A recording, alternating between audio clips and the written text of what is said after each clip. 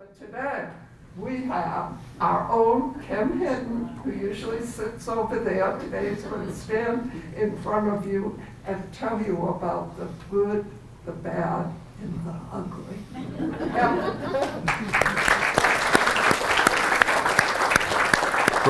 Great to see you folks here. I went to the University of Tennessee, got my first architectural degree, and worked for Gresham and Smith a while, and then decided I needed to see the world, and so I applied to the University of Pennsylvania and got in there and finished a master's program in 1981.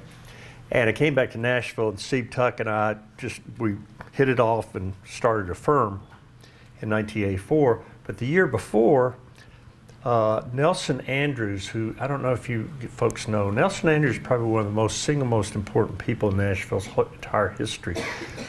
Just incredible individual.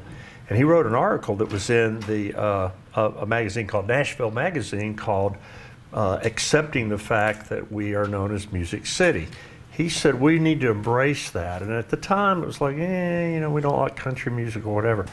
But he was saying all music, and of course that has absolutely happened. But back in 1981, that was So anyway, I proposed these gateways into Nashville where you would get a glimpse, the first really glimpse of the downtown, and these things would celebrate. And this is the one on coming down from Interstate 24, coming from Clarksville. And then I did this one where it actually said Music City, USA.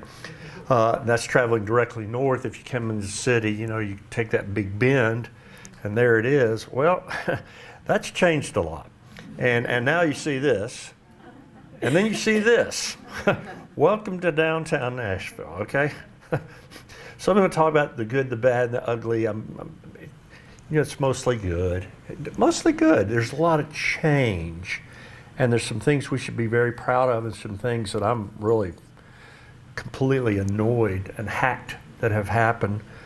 But these are my opinions, okay? And people will disagree. I talked about the Bicentennial Mall many weeks ago. Of course, Nashville had this incredible Capitol, and for much of Nashville's history, it was the preeminent building on the skyline.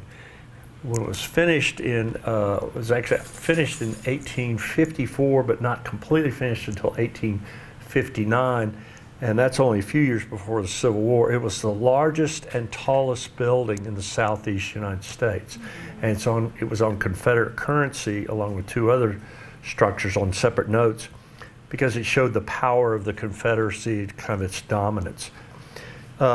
And there were kind of rugged areas after the war and then into the late 1800s and early 1900s. Some areas were pretty rough around it, and this really annoyed so many people that it really just needed to be changed. And much in Nashville's history is going to show you are noble efforts, and then they have questionable results, okay? And that's this. This is the development of around Capitol Hill. They basically, this was the first large urban renewal project ever in the United States. And it was basically, look, we're going to clean out everything and start over. And a lot of that's because a lot of the homes in that area were just disgusting. Like you saw, there were outhouses behind buildings. I mean, it was really a nasty situation. And so people wanted to fix this, and the city and federal government got involved, built James Robinson Parkway that you see, and just sort of cleaned up everything, starting over. The next sort of major architectural achievement, I think, is the L&C Tower, which opened, I think, in 1959, maybe. Anyway, Edwin Keeble, it was 57, okay. Edwin Keeble is the architect. He was just an incredibly talented architect, did many schools and churches around the city. But the L&C Tower, when it was finished, it became the tallest building in the southeast United States. This is before Atlanta started exploding. We've always had the river, and that's made a big difference. Kem, what was the date of the municipal auditorium that showed in the general? Let me go back.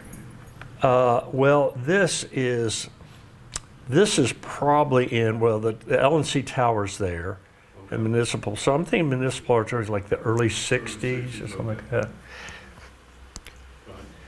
But the most important building still is our state capitol, in my opinion. So much is going on. Just so much is going on. You got every other hotel goes up, has to put their name on top. Who are you? I'm better than you are. I'm better than this guy, Bridgestone, this. But a lot of the buildings are actually quite handsome.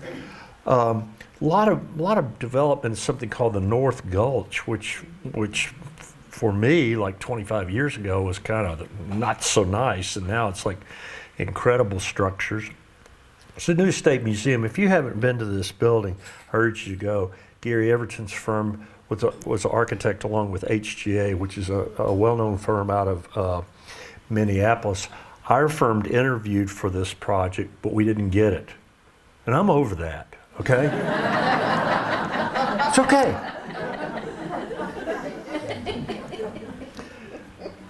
Hastings Architecture and TM Partners did Metro Police Headquarters out on Murfreesboro Road. That's a striking building. Our firm did do with Thomas Miller Partners, TM Partners. We were tapped to do the new State Library and Archives. And this curious building showed up right across the street from the Metro Courthouse. I think, very handsome building, and it's basically the new Metro Jail. Of course, you're familiar with the soccer stadium. It's just an enormous project. And this thing, the airport, oh my gosh, you drive out there and there's this whoopee curved roof. It's like, God, I mean, it's just unbelievable. But not all the projects are quite so large. This is a really interesting project that's in the Hermitage area that two designers that work with Manuel Zeitlin design. It's an orthopedics building, and how interesting. Look, they sort of said that it talks about kind of the movement of arms and legs and stuff, and I think it's really interesting. We got the new Four Seasons. We got Broadwest, which Rick Bernhardt, who's over here, former director with Metro Planning Commission, that for many years we called it Lake Palmer because the developer Alec Palmer had the site, everything cleared on the site, and then he built this enormous hole in the ground to hold parking. But the deal didn't go through, so then it filled up with water, and we called it Lake Palmer. And of course, it finally got built, so other things are going on. Now this is a pretty interesting slide. This is a building that's on Broadway. It's called 122-1. And it kind of shows what we deal with, the way renderings are shown to have a certain effect. And you can sort of see this is the rendering that was issued. Gresham and Smith did this, and has this sort of really curious angles that go up. And yet the reality of the building is I think, very different, and it's not quite as striking at all. But all of us should have invested in reflective glass, okay? Okay, so, go buy a stock, because it isn't going to stop anytime soon. Glass has changed so much, and these buildings are what's called high-performance glass, which means that we use this on library and archives. It means that it really blocks out UV rays and other things that could be detrimental to paper, and also they block the heat without necessarily reflecting all the heat. Some of the earlier reflective glass buildings really just bounce the heat off whoever's across the street. That could cause real problems. Any of you are familiar with the Disney Hall in Los Angeles? This kind of swooping thing that Frank Gehry did. Well, when it was done, it was mirrored, it was polished stainless steel. Well, there was a large condo directly across the street, and their air conditioning loads started going up. And they sued Disney, and Disney had to get somebody to come in and sandblast all the stainless steel panels. So a matte finish, because the reflection was causing so much heat across the street. We'll probably see some of that in Nashville, where people will be accusing each other that your building is causing problems for me, or your building is so tall it shadows me, and therefore it's really cold at the base of my building.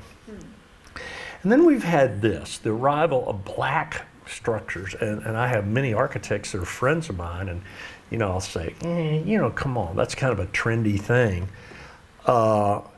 But there's another issue to deal with that, and this is a little curious. It's actually two little homes that are beside each other, built on this is on Interstate 65 near the Rosa Park exit, right over there near Metro Center. You can see it from the interstate. But here's the deal. There's something called a heat island effect, and any of you familiar with architectural terms, that's kind of the term that you want to sort of reflect light and not gather the heat. Well, you can do that. A very simple little experiment I did down the street from where I live on September yesterday. It was 97 degrees, okay? That was the temperature there. And yet the thermometer on two different placements, extraordinary difference, like 17 to 20% difference. Well, what does that mean? That means the building's hotter. That means it holds heat. The heat will eventually go inside the building. And that's something to really contemplate. You know, it's very trendy to do black buildings right now, and I think that's a colossal mistake. Well, we've got some other things going on. Federal courthouse. Okay, how many people have been in the federal courthouse? Very few of you, okay. Well, it was designed by Michael Graves originally, then it got changed, and then it got changed again, and then Fentress ended up doing the final design. And you see this entry pavilion in the middle, that's designed to blow up. That's why it's there, because the federal government's decided that after Oklahoma City and other things, if you went in a federal building and they're going to screen you before you go through security and everything, they want that structure to blow up and not take down the entire building. So it's an expendable lobby, and they're actually doing that on almost all new federal courthouses. You know, it's designed to blow up. Well, it's actually a pretty interesting little lobby. I mean, it's not little, it's pretty big. And if you get a chance, you can walk downtown and walk right into this lobby. There's no security there. You got to go through some security to get any further in the building. But the shape is kind of curious to me. Like, where did that come from? Michael Graves did one design, and then that got changed and everything. Okay, Baha'i Temple. Are they similar? They're pretty similar, aren't they? Now, the reason I want you to go in the building is to see the new lobby and look up at the ceiling. And I looked at this very carefully, and of course there are clear story windows around the top of the lobby. You're looking up at the ceiling. And I thought, well, gosh, you know, it's just paint. It's just painted things. It looks kind of like a folded thing. No. Those are mosaic tiles about this big, thousands of them. But because there's clear story illumination in the room, when you look up, you don't get that effect. Now, it may be different at night when they light it up. I haven't seen that. So, but that was a major commission. The federal government always had arts in architecture, and they end up hiring an artist, and then the artist and the architect usually fight like cats and dogs because, you know, the architect wants to control everything. Some architects are like that. Remember the bombing? Yeah. We got a phone call from the mayor's office, and he said, we want you to come down and look at this thing and think about what needs to be done. One of the interesting things we came up with, this is Ron Lustig, Cyril Stewart, and myself, is that maybe the building, first of all, the AT&T building is like one of the ugly, look at this, it was one of the ugliest buildings in town. I mean, it's incredibly ugly. It's dark, huge shadow and everything. And AT&T was going to have to reclad it. Well, they were going to just build back what they had. And we said, well, you know, maybe why don't you do something different, like kind of a ghost image that would remind people. That part of the city also had historic structures on it, but they widened 2nd Avenue on the west side, and they tore down many of the historic facades and rebuilt them. Of course, AT&T built their main service building down there. It's just full of wires and equipment. There are very few people that work in it. That's why it was a target. It was a target, and it really worked, and it's still a target. But our recommendation, do something like that. And Phil Ponder, as many of you know, has done many drawings of kind of elevations, so we took his elevation, and that's on the building now. So next time you're on 2nd Avenue, drive north, and you'll see it's still behind a fence and everything, but it turned out really interesting. It's just perforated aluminum sheets, and the rest of the building is just the simple pattern which reflects the clouds off and everything. The only dilemma is that's good for part of the street, but this is also an AT&T building, a lovely, lovely yellow brick building, and it needs the same treatment, but we couldn't get AT&T to reclad it. You know, they would have done it if the city gave them a lot of money, but you know that didn't happen. So what's coming next? Okay, well, there's some really interesting things. This is a curious building on 4th Avenue. It's really, really narrow when you get on 4th, and I'm sure it's some type of apartment or maybe a hotel or something. Then you have this going on. This is on Church Street. You've seen, this is actually a rendering, then the building's almost finished, and you think, God, what a really creative idea, you know, sort of the boxes, the twist and everything. Only it was done many years ago by friends of mine in Philadelphia with Kieran Timberlake, 2011. So Nashville has sometimes a problem of copying. You know, I mean, really. Now, that happens everywhere in all architecture, all over the world. But you know, and it's an interesting thing. You know, instead of reflective glass, you got reflective boxes. And we got this going on, the new Ritz-Carlton, which is near the roundabout on Korean Veterans Boulevard.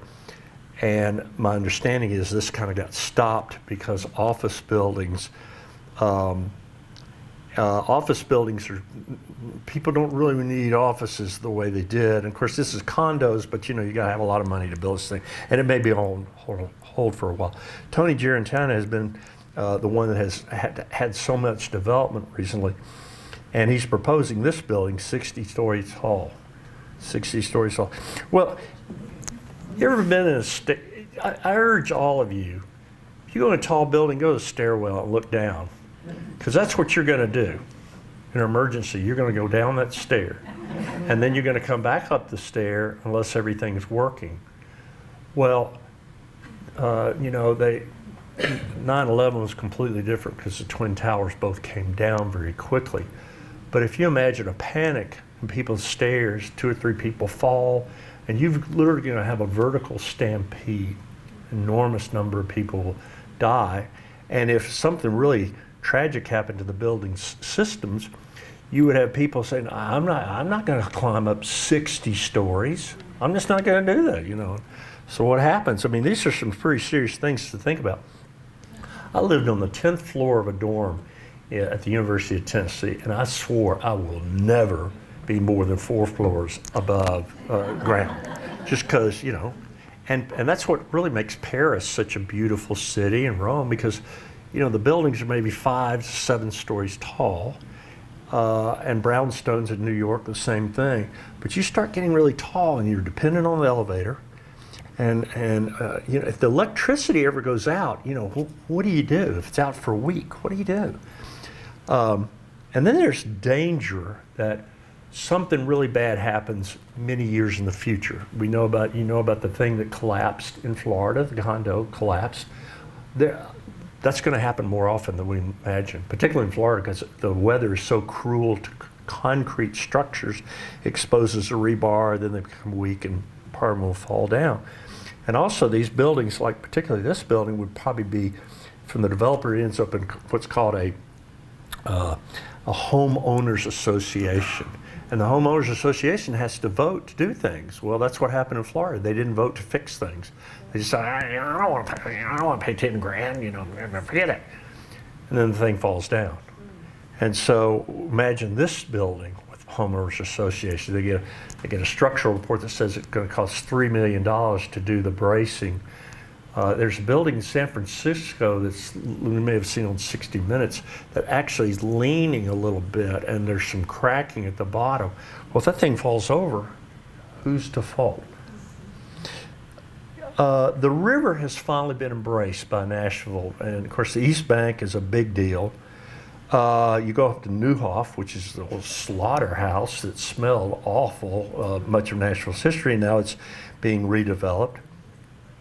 The Oracle campus is further up on the east side of the Cumberland River. I don't really know the status on this, but it's pretty ambitious. And then across the street from Metro Center, another project by Tony Giarantana, and this has been designed by SOM, but it includes almost like a little harbor there. That's kind of really, I think that's really cool. The problem with the Cumberland River is it goes way up and way down. You know, it's just so the control of how you deal with that sort of rising and falling of the water. So here we are in the 1950s, not that long ago. Here we are today. And it's just going to get different. City of Cranes. Too much, too fast. And sometimes I think about a book that I read in high school that, you know, many of you may have read called Future Shock, and just talked about the thing when things change so fast, you just can't keep up with it. And that's kind of like this. This is predicted by this person named Jason Wood that there'll be 100 skyscrapers in the city very soon. Well, with that comes other things. This, which has really gotten crazy. I mean, when I came back to Nashville from UT and then also back from Philadelphia in '81, I mean, you'd maybe see one person panhandling. They're just everywhere. And with that is situations like this. It's just heartbreaking. What do we do about it? We don't want to be the next Atlanta, right? We are. My really close friend who died many weeks ago, Steve Horrell, would say, you know, we are the next Atlanta, and we better get used to it because that's just what's happening. A lot of people want to be here. So is historic preservation worthwhile? Yeah, I think so. We have 7 national landmarks. The Parthenon is not a national landmark because they messed up the sort of entrance on the east side, so it can never become a national landmark. We've only got 7. But really the historic texture on, like this is 3rd Avenue, those buildings make a statement of when they were done, what architectural style was important, articulation, all these different things. And some buildings have been redone. The Cordell Hull State Office Building was a masterful renovation by Centric Architects. The legislators wanted to tear it down. And you know, Legislative Plaza, somebody's phone's ringing. Legislative Plaza, which is actually the area underneath the War Memorial Plaza in front of the Capitol, that's being changed right now into a new State Capitol Visitor Center. I'm looking forward to see that. But then meanwhile, this was done, and they really just did a fabulous job of keeping the building, changing all the systems. Of course, we have the Benny Dillon building, Castornot, these structures in downtown, and you know, and even something like this. This is a burger building that's on 8th Avenue or Rosa Parks. The federal government was going to tear this down because they built they were building the new new federal courthouse right behind it, and they were going to take this down, and then there was just so much public outcry they decided not to do it. Then you've got the cotton mills, which then became Marathon Motors. And you know, if you've been out there, you know how cool it is. It's just wonderful. Barry Walker was a really inventive and thinking way ahead when he bought the building, because right across the street from it was a notorious crack house. I mean, really, you wouldn't drive around. I mean, I'm talking about like in the 1990s, you wouldn't drive around that area. It was really rugged. Another federal building, the U.S. Federal Reserve, built in 1953, is now an apartment building, and I think that's a marvelous reuse. Some of the taller buildings downtown have been changed into hotels, and that's due to really gifted architects working with the existing style and trying to retrofit it instead of tearing it down. Most buildings can be altered and saved. And buildings are an enormous amount of frozen energy. It takes tremendous amount of energy to build these structures. And when they're taken down, that to me is almost unconscionable, because almost every building can be repaired and be used for another purpose.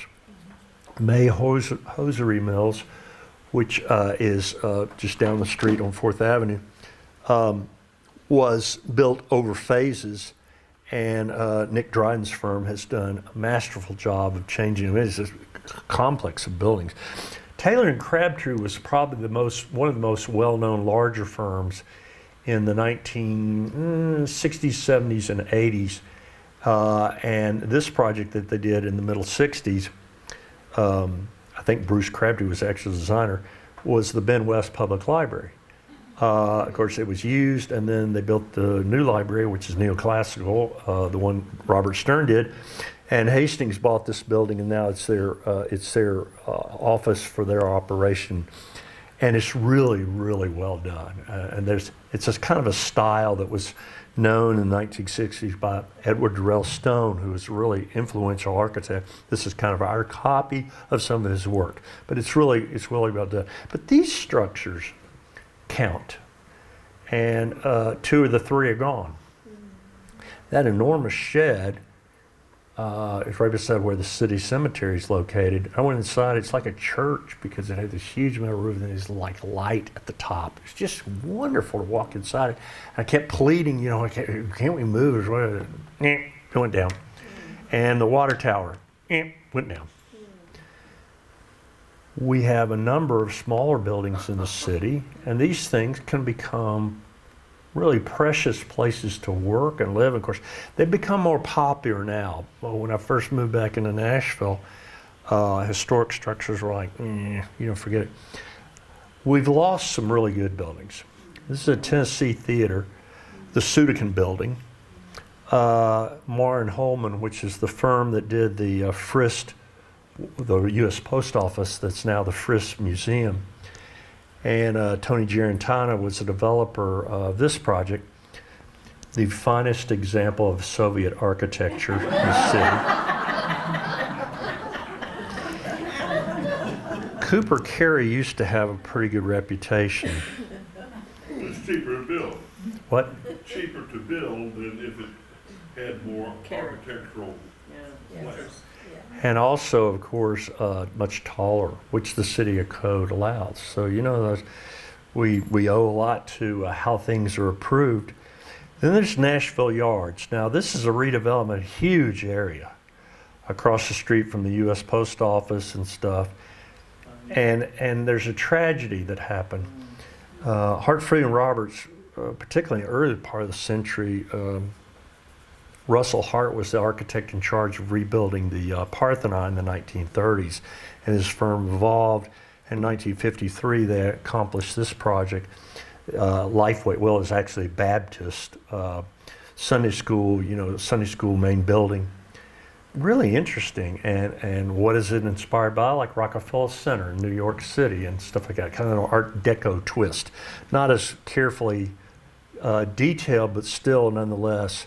And I remember driving by there, and it was covered with black stuff. And I was like, what's going on? Well, and people will say, well, you couldn't make the numbers work. We just couldn't make the numbers work. But that building would have been a perfect condo tower. Could be fabulous, a little hotel or something. Get rid of it. So they covered her up like somebody going to slaughter, and then they killed her. Now, is that bad? It's certainly sad. My opinion is it's really bad. Someone should have done the numbers, and so, but in our country, you buy a project, unless it's on the historic register or something like, you can take it down. Even if it is on the historic register, you can take it down. Property rights are a big thing. Do we have a style in Nashville?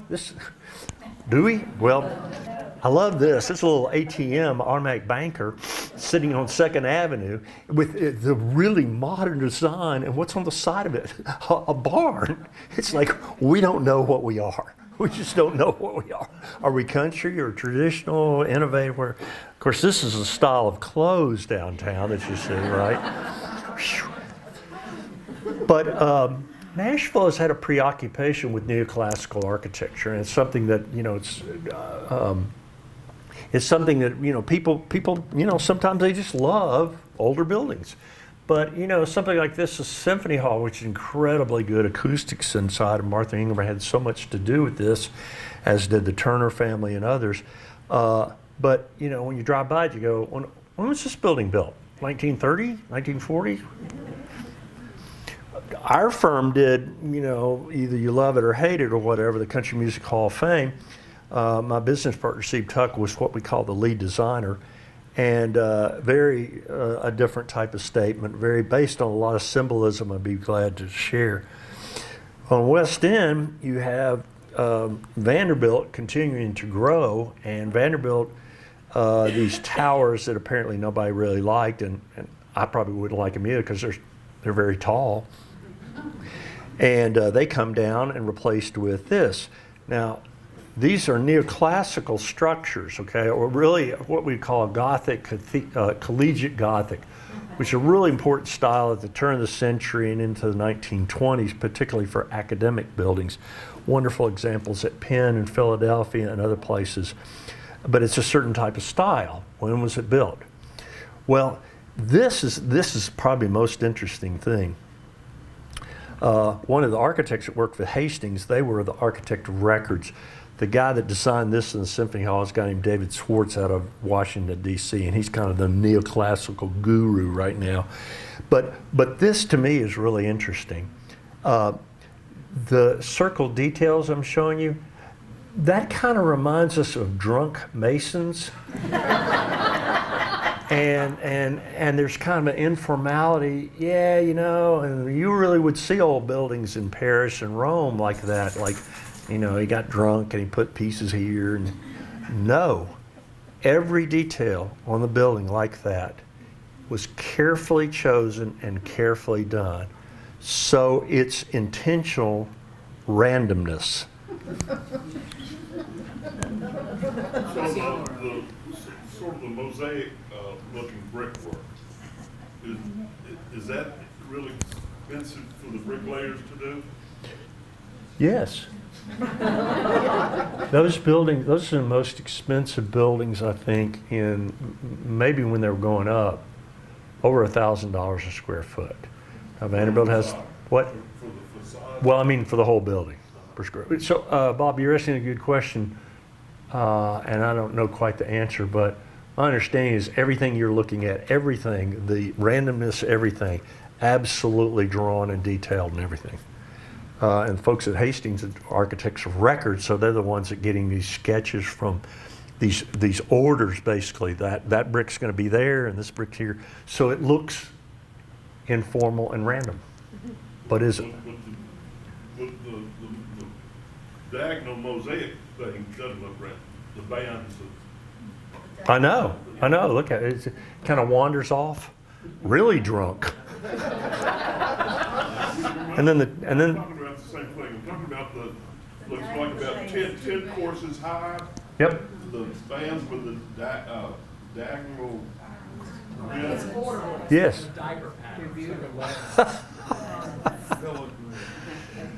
Anyway, Well, and you know, where does this come from? Well, it comes from really collegiate Gothic, and you know, they built this academic tower. It reminds me of the tallest academic tower in the United States, which is University of Pittsburgh. By the way, if you ever get a chance to go to Pittsburgh, it's absolutely a wonderful city now. It's completely different than it was. So Vanderbilt is kind of hurling back into history, okay? Because that's a statement, you know, what do you think is, you know, we're hurling back into the 1920s, 1930s. But oh, by the way, Vanderbilt owns this building on Terrace Place, but they're planning to demolish it. Well, I may need help in this room because I met with one of their people in charge of kind of that, and he said, no, we'd never tear it down. Well, it's vacant now, and that whole property around it is going to be another kind of residential college for the campus. And it would be very easy to make this building kind of like either a resident manager or something like that, or a little clubhouse or something. Vanderbilt's done that in the past. They can do that again. But sometimes it takes a little, public pressure. It just does. The Fisher Center is another kind of neoclassical project. It's on the campus, knocks your socks off with the detailing. But we do have some modern projects. Not that many, and some of them are quite curious. And then there's the hillsides that got invaded. We have these unusual hills around the city, and there's nothing on them because they're too hard to build on, and boom, all of a sudden They go up everywhere, and some of them are really quite curious and interesting. Of course, they have an upper level deck so you can look at the downtown. I'm not sure what this style is, but it's interesting. And some of the collections, this is an area kind of off of Franklin Road or 8th Avenue. Really quite a charming development. Kind of feels like something in San Francisco. And there's this. I don't know why that happened, but you drive around Belmead and Green Hills and you'll see these things. It's kind of the Dutch Flemish look. And white, almost all white. So I like white because it's reflective. But better than black, right? We have something here that's called the public realm, and Rick Bernhardt could tell you a lot about that. It's basically what we own together. We being everybody in the city and citizens, we own parks. We own some really nice parks. Okay. We own this park. We own this park, Public Square. Public Square was a parking lot. From Public Square was a parking lot, and trying to get the city to do that, well, they built a parking garage underneath it, 4 levels tall. And then this space, and that was due to Mayor Purcell. Mayor Purcell spoke here a few weeks ago, and he really didn't take the credit he should have, because he said, if there was an emergency, where would people gather? And they would gather here. And of course, that's also where they would protest and have festivals, celebrations. But the streets are really what we own, and the streets in Nashville really vary enormously. There are all kinds of studies that have been how to make a street decent. A clear example of this is on Nolensville Road. As you cross over 440 and drive along there, there's some lower scale commercial buildings. And yet they have trees, and it's kind of pleasant, okay? Directly across the street is this. And that is not pleasant, okay? So which side of the street are you going to walk on? Well, it's amazing how that is really what we deal with. And this is beautiful 7th Avenue.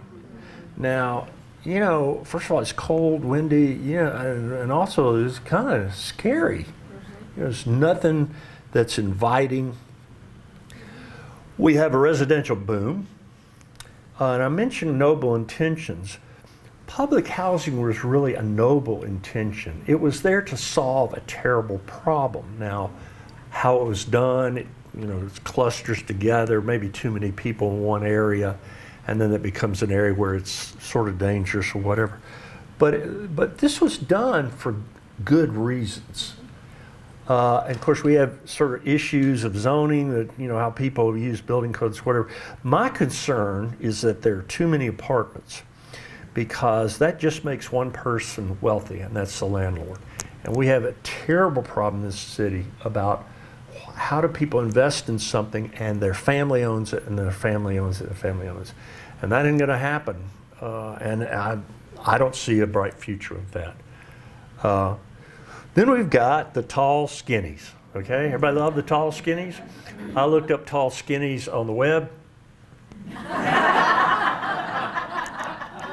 I like that one. But they're really, they can be just really bizarre. Some of them are really interesting. Some of them are just damn ugly. But the real issue is something like this, where you have, and this is on 2nd Avenue, where you have kind of this historic character, really nice Victorian little cottage, and then this 3-story brick thing shows up. Well, it's allowed. Some people think about them this way. I did not put this slide together. I got it off the web. So I don't know what architects are involved in the buildings below, but that's a commentary above that I had nothing to do with. And then you got these, the tiny homes. Well, are they really going to work? Well, a lot of people say, well, it's a trend or whatever, it's a fad. But, there's certain places where this seems to have worked. The village at Glencliff, Centric Architect did these smaller buildings. Each one's kind of its own little pad. People have a place that they can live that's very, very tight. So in good shape. we're in pretty good shape. A lot of things. You know, I said the good, the bad, and the ugly. There's some really pretty good things in Nashville. The river, particularly, and the greenways. The river, the Cumberland River, has changed enormously. Well, the river hasn't changed. Our approach to the river has changed. The river's the same. But it's been cleaned up, and now there's access to it. And that's due to a lot of hardworking people with MDHA, with the Planning Commission, Metro Parks. But then we got some problems. Okay, so is there a vision?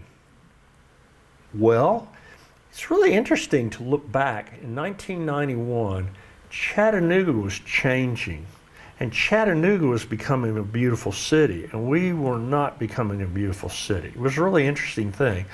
So the Nashville scene hired some people to come, particularly this guy at the table, white-haired guy, Stroud Watson's his name. He looks like Rumpelstiltskin.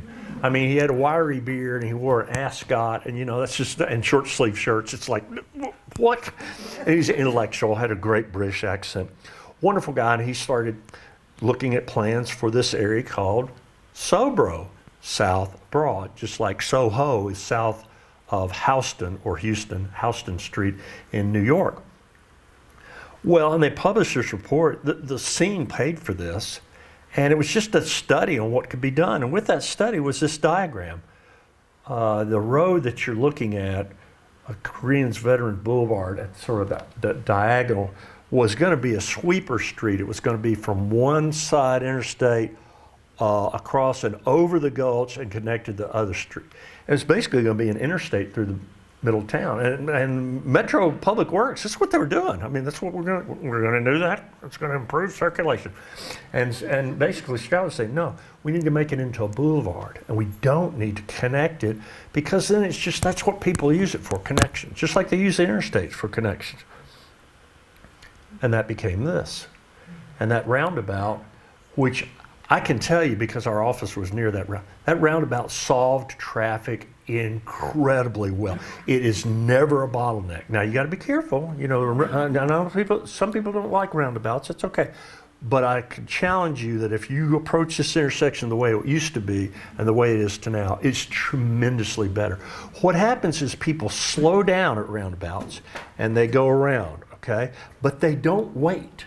You don't sit in traffic. If they had one of these things on White Bridge Road and West End, you know, that's an intersection, just you sit there and then you move up, and you sit there and then you move up. These things don't work that way. It's constant movement. And so sometimes it can be a little scary, but people don't stop. So created was something called the Nashville Civic Design Forum, and this was really to catch up with Chattanooga. And Mayor Purcell helped establish this. There are just incredible amount of wisdom and planning expertise around the world on how to design cities, and they published this book in 2005. And it had like 700 people volunteer. Rick was involved. I mean, some of you maybe in this room were involved. It was an incredible process. And one of the chapters talks about the downtown. You know, how do we create civic space in the downtown? With this diagram, all those lines focus on one structure, the state capitol, okay? That we should have views in all directions of the state capitol, because that's the most important building in the city, probably the most important building in the state, and it is here. And of course, it's a beautiful structure. William Strickland designed it, and really, you come from way out East Nashville, and you can see it off in the distance. You know, there it is. And from the Bicentennial Mall, obviously, and then from Capitol Boulevard, you look up at it. Now, the west view wasn't very good, okay? And that's where, I mean, all of that got erased. But the plan of Nashville had this vision. That's pretty cool. And that would be, because the building, Strickland designed that, but you know, it's a long temple, but to have this kind of great portico and then the tower above, magnificent piece of architecture. Well, what got built? Capitol View. Now, it's called Capitol View, and that's exactly what it doesn't do.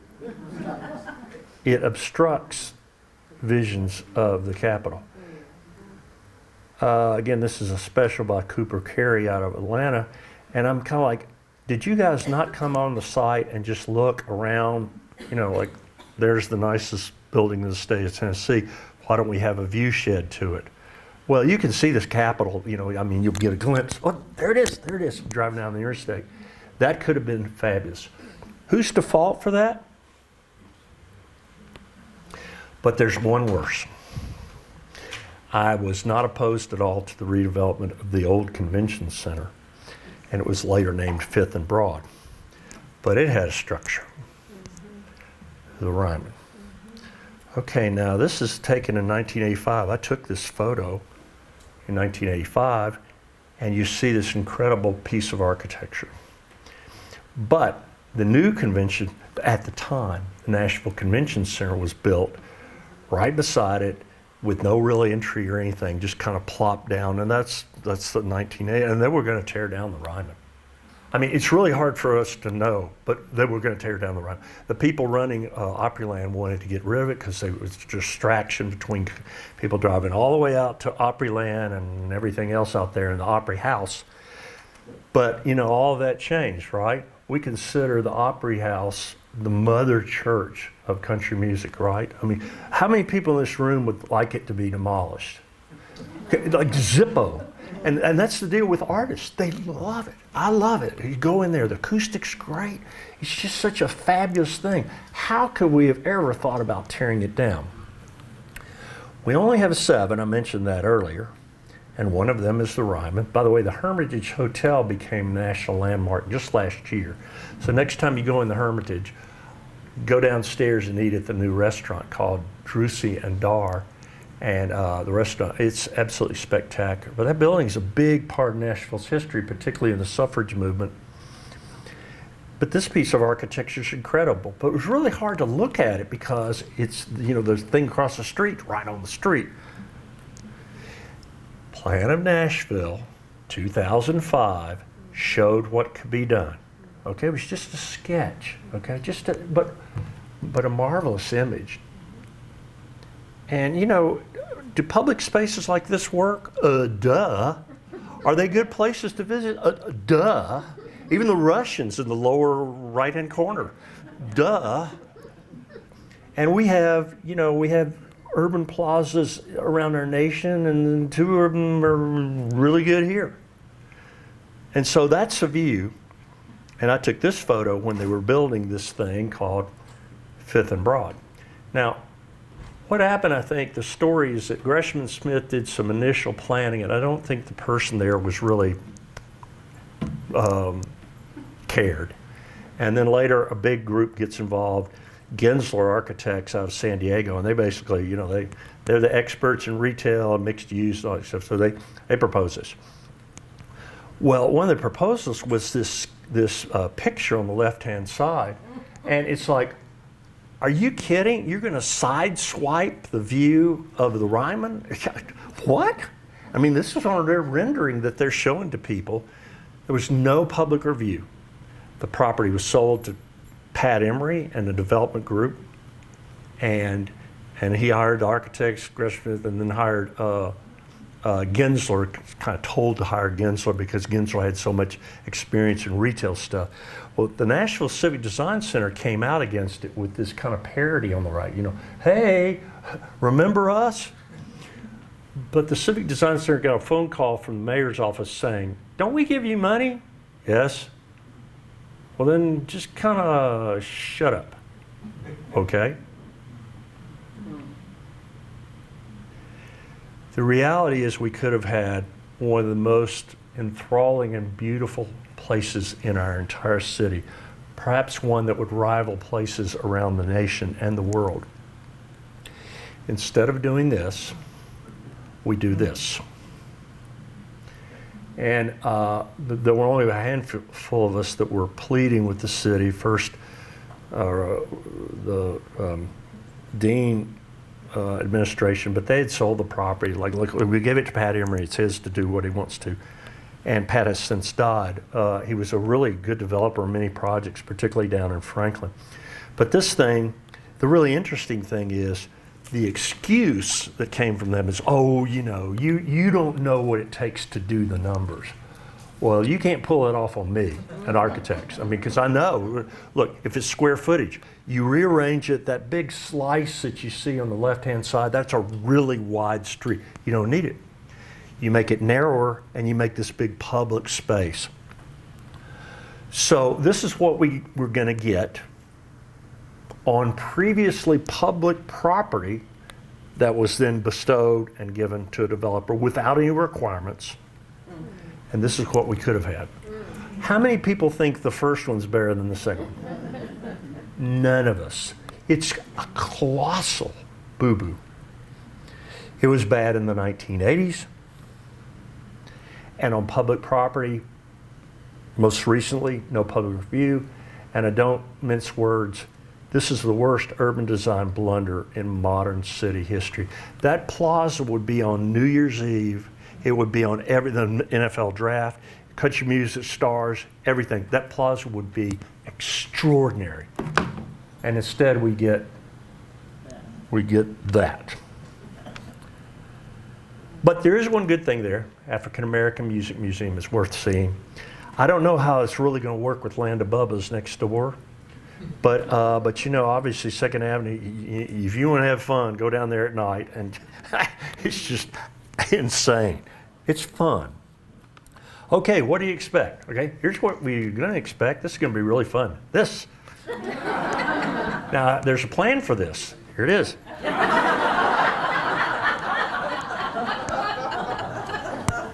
That ought to work. I talked about roundabouts. This is roundabout. Well, there was a plan in Nashville in 2005, but that's hard to believe. That's almost 20 years ago. Well, what has happened? Everything's happened. And the plan in Nashville never had, that book, never had teeth.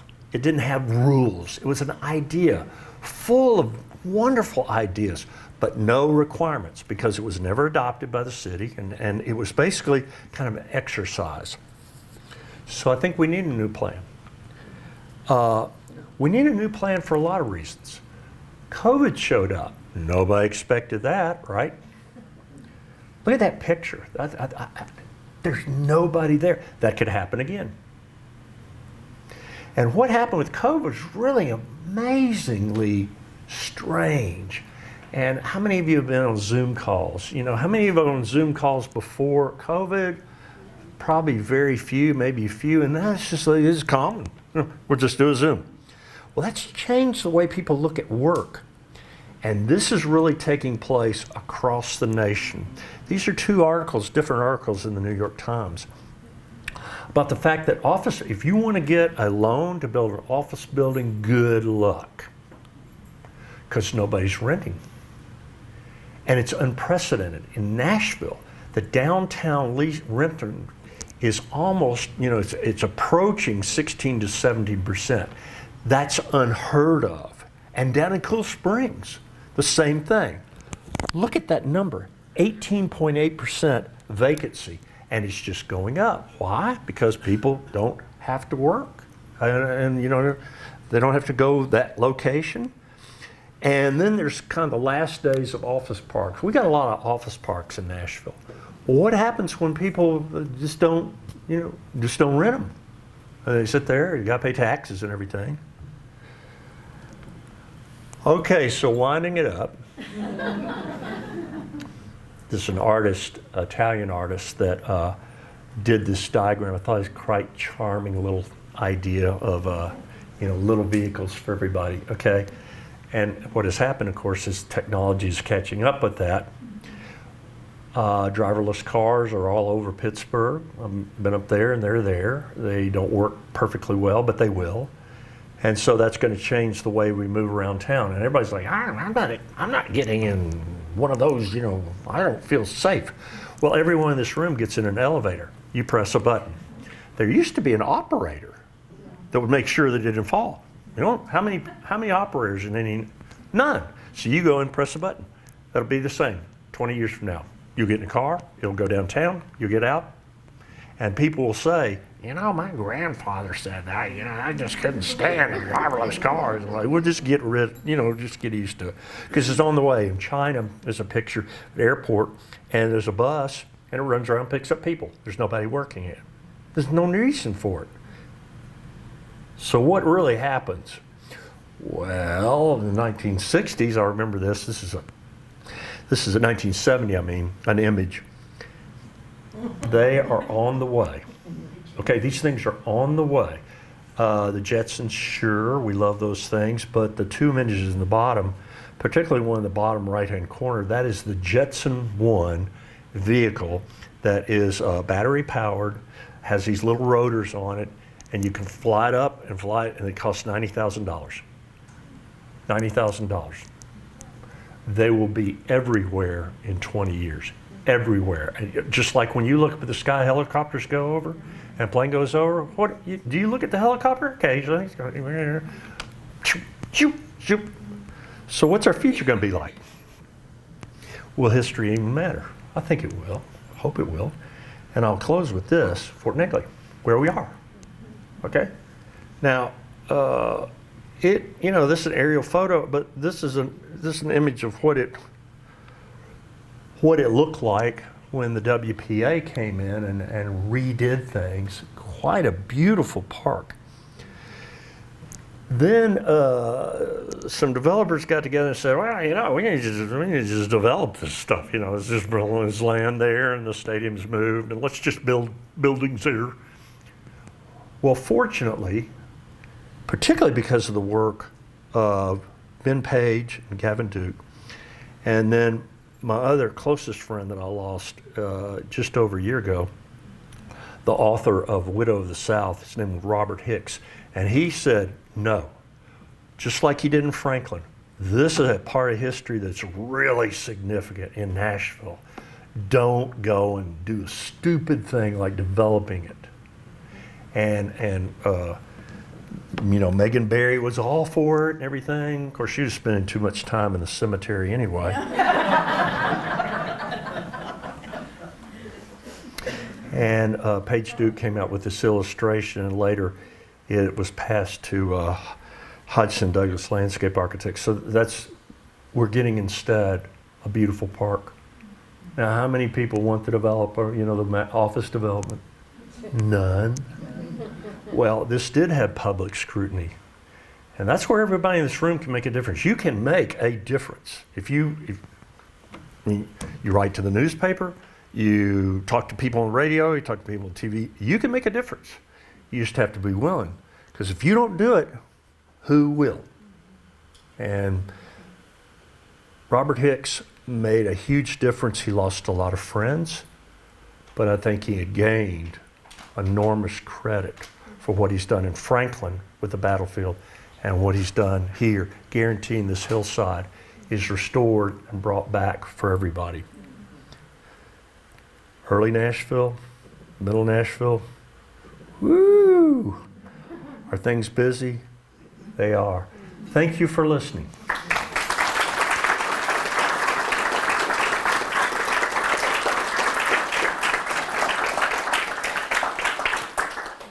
Not mention Belle Meade. Yeah. Belle Meade what?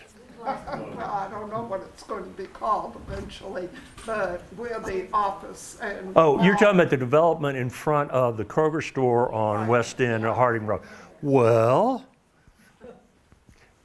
I have a theory about traffic engineers, okay? It will not increase traffic because we have logarithmic formulas and declensions and triangular theories, and it's not going to create more traffic. It gets fast. Then there's more traffic. There is. It's too late. Well, what do? You sue the traffic engineer? No, I've got a disclaimer. It's just my accuracy of the formula. I worked on this formula. I'm not impressed with the layout. I'm just not. But one of the things is, if you look at the plan, and there is some articulation trying to create green space, and this is always very nice. But I think if it was done with a certain panache and an outdoor space that people could gather and really appreciate, because people really love parks. You know, they love parks. They don't have to be huge.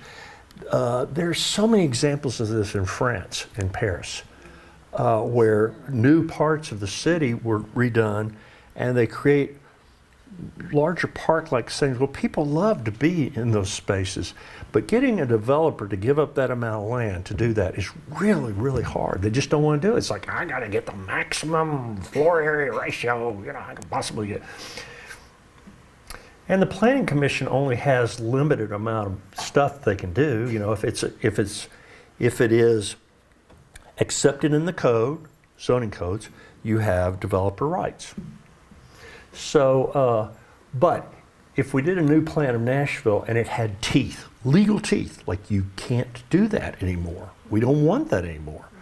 But, you know, what we want is good luck with getting that opinion. You know, everybody wants a little bit of something different. Yes? Who was it that gave permission to sell public property where the convention center was, and how did they have that permission? Well, remember, there was a convention center downtown, and it was, you know, I mean, everybody said we got to do a new one, and we built a really big new one. So that property was just sitting there. Right. And the idea, I thought, was ingenious, that they would, because there was an exhibit hall downstairs. You remember we're going in this big exhibit hall. Well, they're going to take the roof off and build layered parking there. I thought, that's perfect, and then build something on top. Basically, they just said we would take proposals to buy the property from Metro government. Okay, so, and I think it's, Rick, do you remember how much it sold for? No, I don't remember. Well, I think it was something, it was under 20 million. Yeah, it wasn't a lot. It wasn't a lot at all. And Everybody was desperate, I think, at that time. they just wanted to get rid of it. And so the person buys it, tears down there, and then builds it back. But if we own it, We. then how did we get permission to sell it? We are the Metro Council, and we are city government. So our city government put it up for sale, and their obligation was to get the most money for it that they could, and they did that. Remember, we have a representational form, and sometimes that really works well. I thought the project as an idea was great. But without the plaza to the Ryman, I think it has turned out to just be a damn disaster.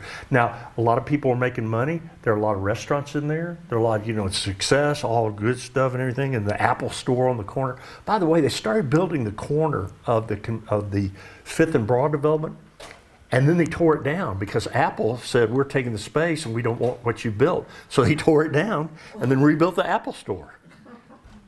You know, enough money. Yes? Since black buildings have issues with teeth, why are there so many residential black buildings going up? Well, I will tell you that it's a mixture. A lot of the buildings that you see that have black brick are parts of developments. They're part of condominiums, like multiple buildings.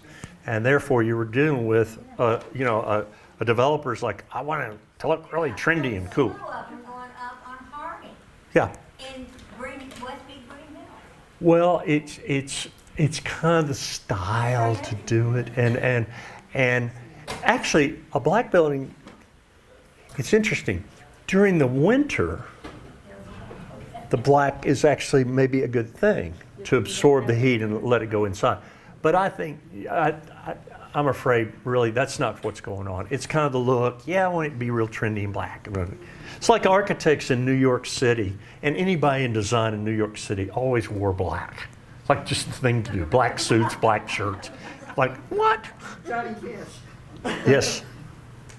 Early on in your talk, you talked about those two entrances, I think, to courthouses that were meant to blow up. What did you mean? I missed the point. I'm sorry. What I was saying is the new downtown federal courthouse building is a very tall building, but it's at a corner.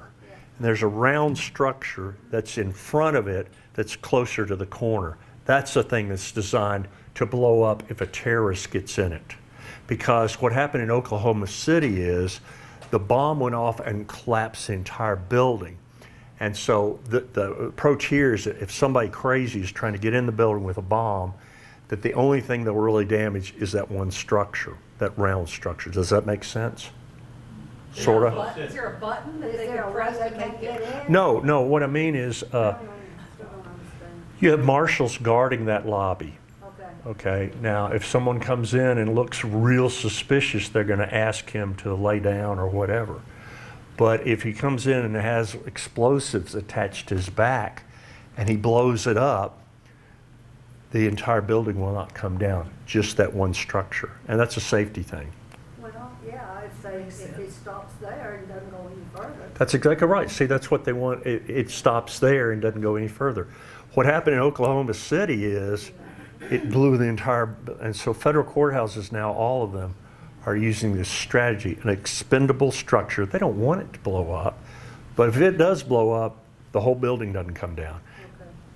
Hope I- The other part is that the building has to sit back, which kind of destroys the street walkability, but the building has to sit back to the street. So 50 feet. it can't blow up in the street. Yeah, actually, the federal courthouse, they are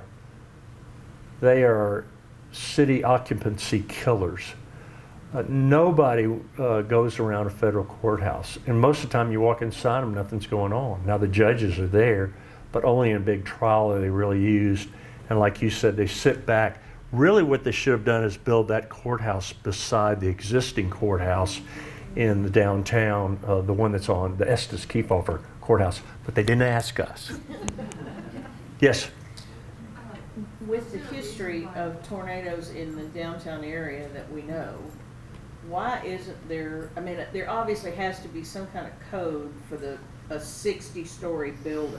There is. But, I mean, is it, the developers don't really care?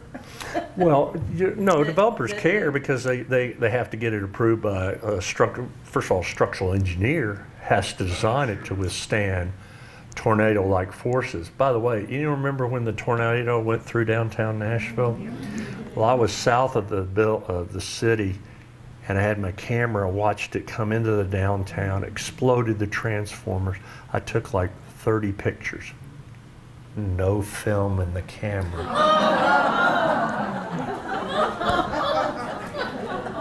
I mean, I watched the thing come into the downtown and go out. No film. There's a question in the back. Yeah, was there a reason why Michael Graves was pulled out of that one project? That why he was what? I mean, he was in the project and then not in the project? Well, what happened is Michael Graves was selected as the designer for the project. Okay, so he started work on the design, but it went into a stall because of the that project started in 2002, and it went into Great Recession, and everything. So, and he died, and his people took over, and I don't know that they kind of had the panache that he really had. I don't think he would have allowed the building that was built to be built like that. It just, and then, the federal government argued with the designers and the contractors. They wanted to save money, and so there were some cost-cutting things on the building that I think distract from it. Yeah, it just happens. Yes.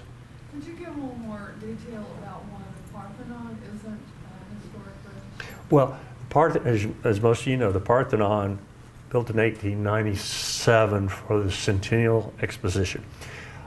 People didn't want to tear it down. They tore down everything else there. They were built out of plaster and wood. And then they decided to rebuild it. They hired Russell Hart to be the architect, and he did much more carefully detailed drawings, and they rebuilt the Parthenon. The one that's there now is from the 1930s. And it stood there forever just as it is. But what happened is they wanted to have a new entrance from the east side. And if you go to the Parthenon, that's what you do. You go into this entrance into the east side. But they changed the kind of character of the building so much that... Handicap access compliant. Yes. And that could have been done in a different way. We don't know. But building the thing on the east side, this is my understanding now.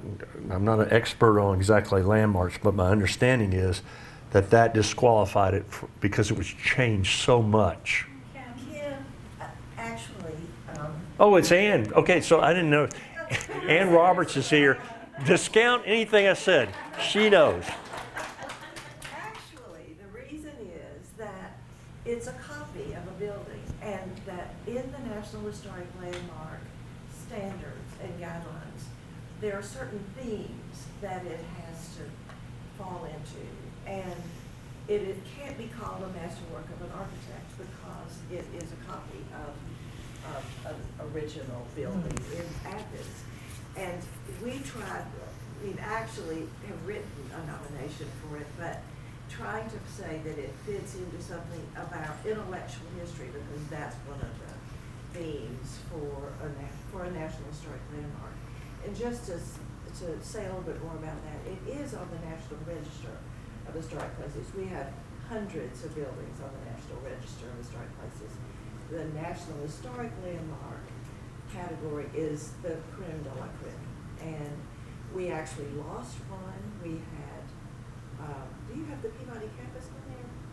Yeah, it's one of the 7. But we actually lost one, the train shed and Union Station and the train shed was a National Historic Landmark. And it was because of the train shed, not the station. And that was because of the engineering that was manifest in the Trusses. Right. Well, it was the fact that it was the longest clear span gable roof structure in the country and possibly in the world. And it was also built of 3 different materials. It was the wood, steel, and iron that made it very significant as an engineering structure. And it had been nominated as part of the Historic American Engineering Record. So it was a little bit different category from the others, but when it came down, then the National Register, still, the station is on the National Register, but the shed, it was what made it the significant structure that it was. You should know, everybody in this room should know this lady. This is Ann Roberts. She's the former director of the Metro Historical Commission.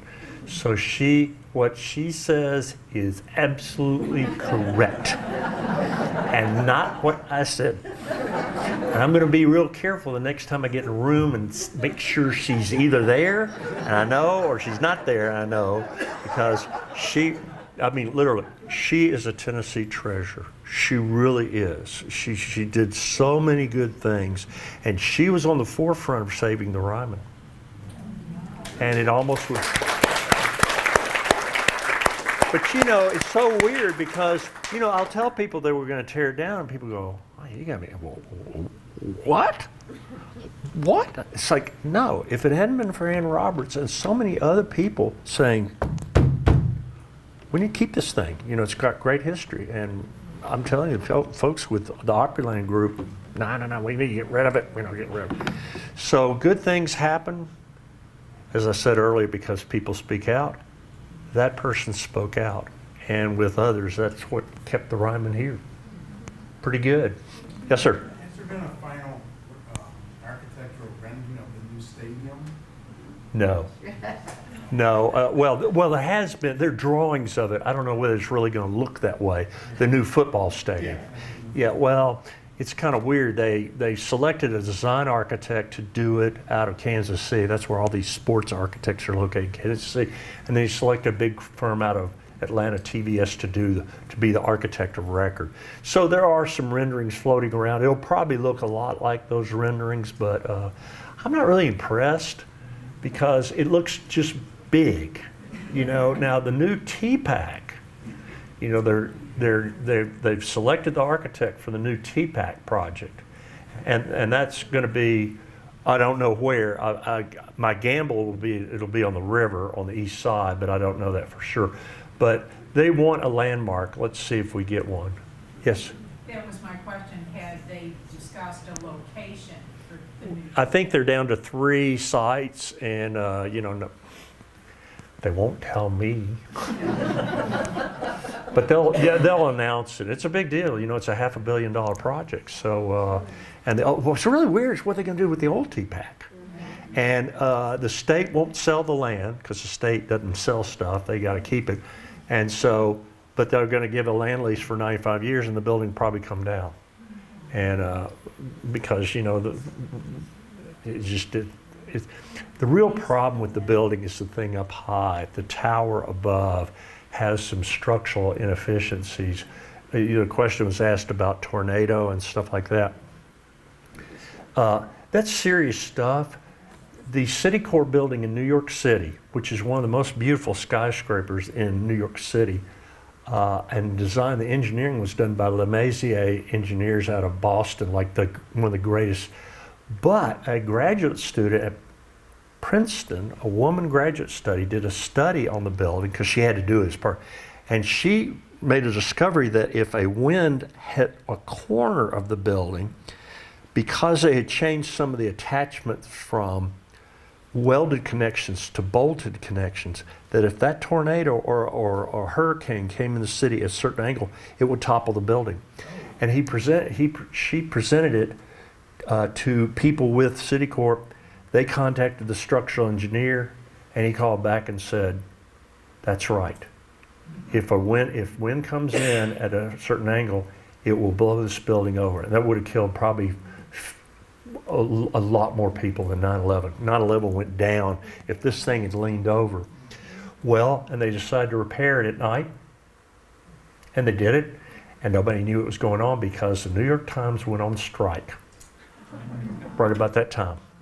And so nobody knew what was going on. And at night, they came in and welded the connections, and it's okay. So think about that with this 60-story tall building downtown. Well, I'm sure people are, who is doing the structural engineer. But my point is, well, what if it gets knocked over and then nobody goes in it? Then you have a vertical slum.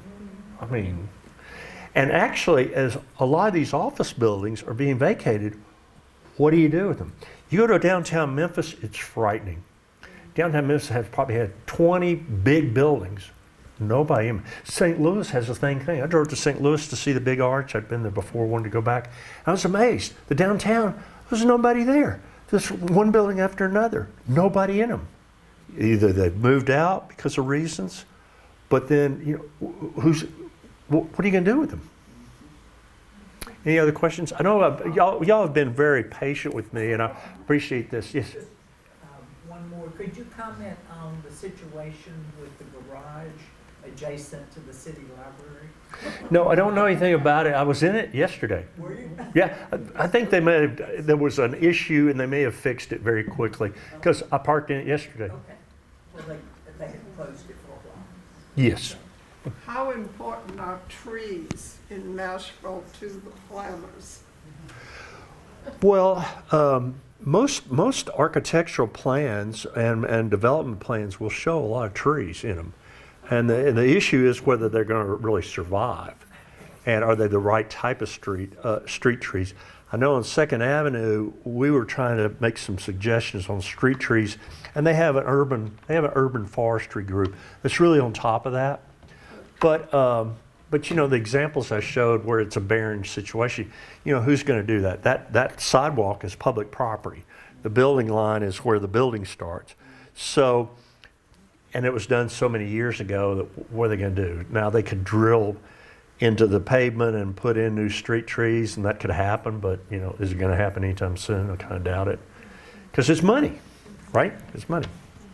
I think, any other questions? Thank you so much for